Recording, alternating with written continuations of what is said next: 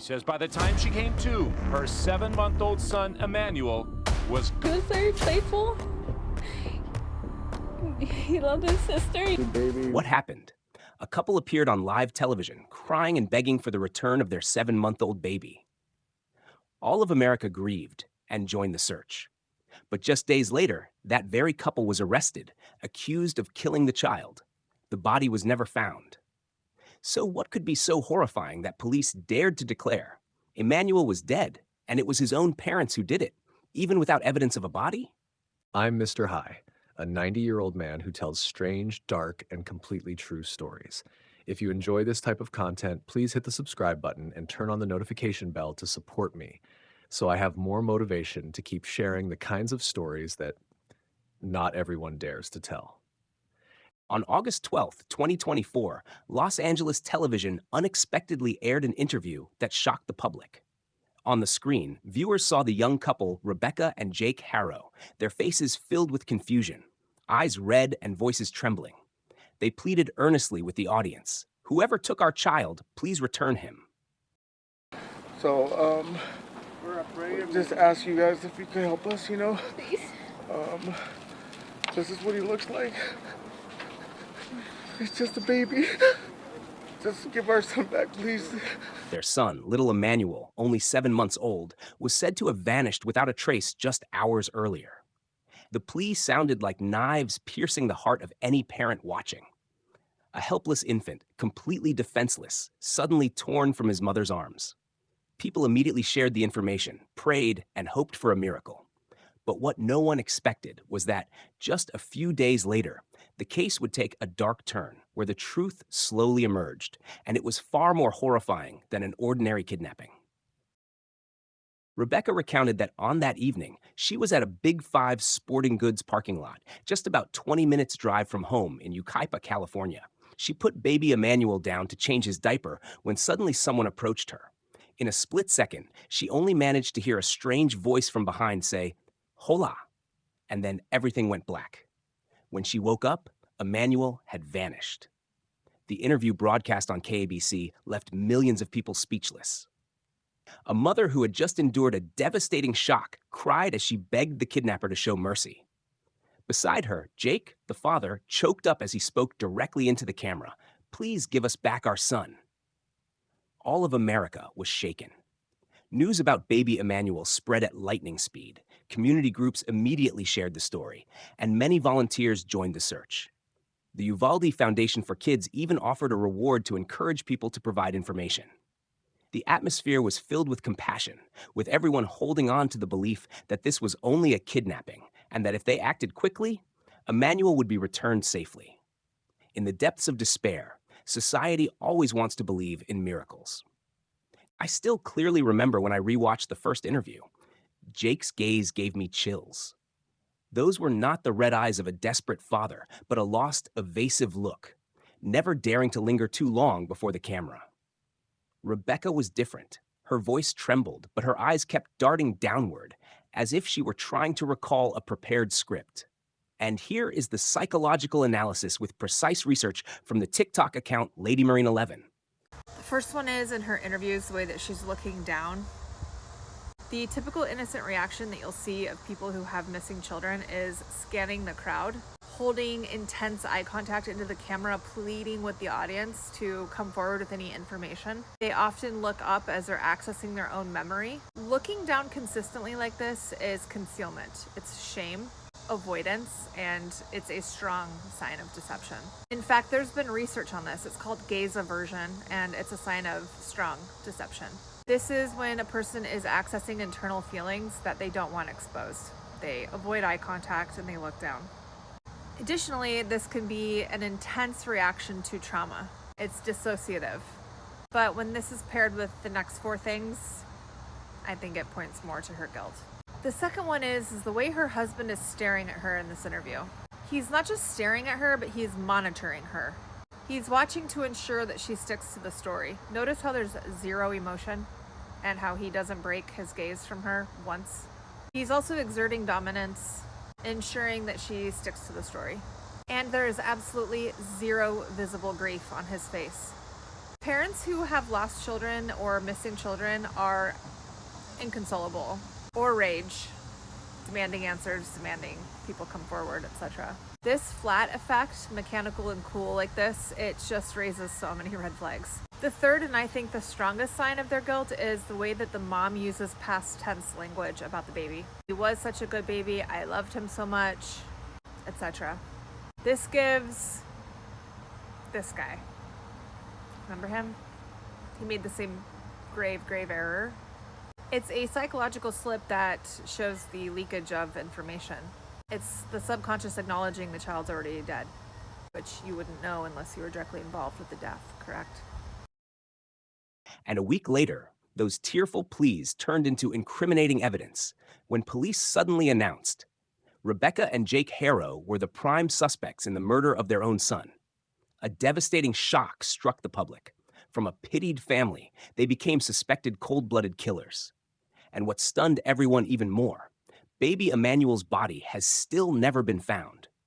That was when the story veered in a completely different direction.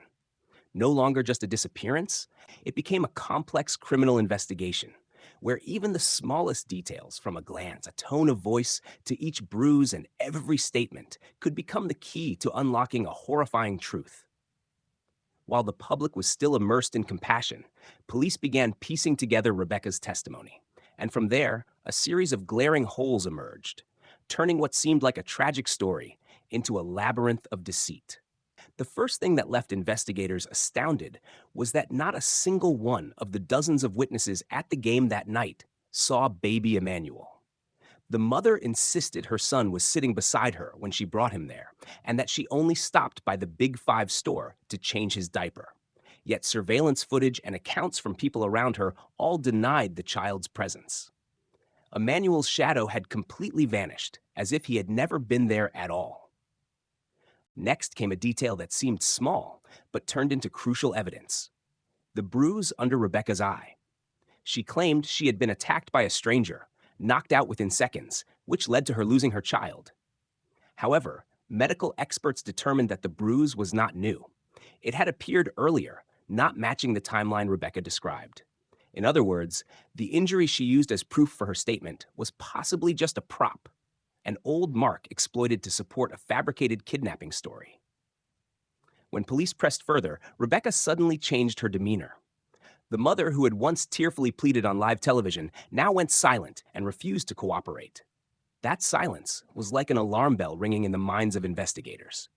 A mother who has lost her child, in desperation, would normally cling to any opportunity to bring her baby back. But here, cooperation vanished, replaced by evasion.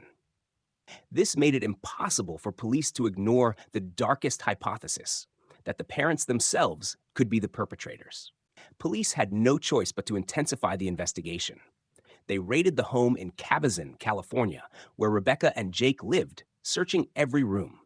They seized the family car, all electronic devices, even login passwords. They brought in cadaver dogs, trained to detect the scent of human remains. They used drones to scan from above, searching for any sign around the house and the vast desert land nearby. They even employed luminol, a chemical that glows when it comes into contact with cleaned blood, to detect what the naked eye could not see. Every move by the police revealed that they were leaning heavily toward one grim theory: baby Emmanuel was no longer alive. This was the turning point of the case. In just a few days, what had seemed like a heartbreaking kidnapping turned into a criminal investigation. And the deeper they dug, the more layers of suspicion piled up. Everything Rebecca said appeared to be nothing more than fabricated pieces, patched together to cover a truth far more horrifying. And if that were true, then the biggest question was no longer who kidnapped Emmanuel, but why would his own parents do such a thing to their own child? The truth did not end there. In 2018, Jake Haro had been convicted of abusing his own 10-week-old infant. The horrific result: the baby suffered permanent brain damage, was left nearly blind, and lost the ability to ever care for himself. Yet Jake's sentence was only 180 days, and for almost the entire time, he was on work release, free during the day, only required to sleep at the jail at night. In other words, he barely served any real prison time. Justice had let go then, and that very leniency paved the way for the next tragedy. Now, with Emmanuel, the 7-month-old baby, missing and his parents accused of murder, the public was left in shock, asking if Jake had paid the proper price for his earlier crime. Would Emmanuel have been spared this catastrophic fate? A man who had once stolen the future of a child, yet walked free, now stood at the center of a murder case. The story not only exposed the cruelty of a father, but also revealed the horrifying cost of a justice system that allowed such failures. And the chilling twist here is this. It may have been the leniency of 2018 that inadvertently led to Emmanuel's death today. At present, both Rebecca and Jake Haro have been arrested on charges of murdering their own son, even though baby Emmanuel's body has not yet been found. That is the greatest shock. Police are confident enough to press murder charges without concrete proof of death. This could only happen if they are certain the baby is no longer alive. And that certainty comes from the cold evidence they gathered. Biological traces inside the house, faint bloodstains in the car, and electronic data that aligned like a map leading to the truth. Now, the psychological game has begun. With both parents charged, it is highly likely that one of them will break the silence first, confess the truth in hopes of a reduced sentence, and that testimony may be the only key to locating baby Emmanuel's body. But the most haunting question still hangs over everyone. When did Emmanuel actually disappear? Was it on the very day Rebecca staged the story of being attacked in the parking lot? Or had the baby already left this world weeks, even months earlier, while the parents were orchestrating a desperate play to conceal the truth? This case has drawn chilling comparisons to Harmony Montgomery, the little girl who went missing in 2019 and whose body has never been found, even though her father was convicted of murder. That eerie resemblance sparks a terrifying fear that Emmanuel, too, may become a name forever listed among missing children whose remains are never discovered. The most heartbreaking part is not the sentence, not the dry numbers in court files, but the silence. The silence of two people called parents who know exactly what happened, yet choose evasion. That silence turns Emmanuel's death into an unsolved equation, leaving the public both outraged and helpless. And that is the most frightening truth. Even if the perpetrators are convicted, we may never know what Emmanuel endured in his final moments.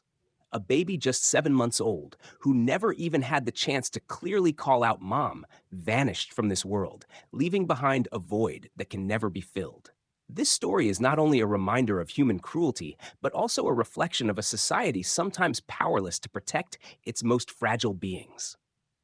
And if there is one question that continues to echo, gnawing endlessly at the heart, it is this. When did Emmanuel truly disappear? And will we ever find him again? And is there any miracle that could still happen for this baby?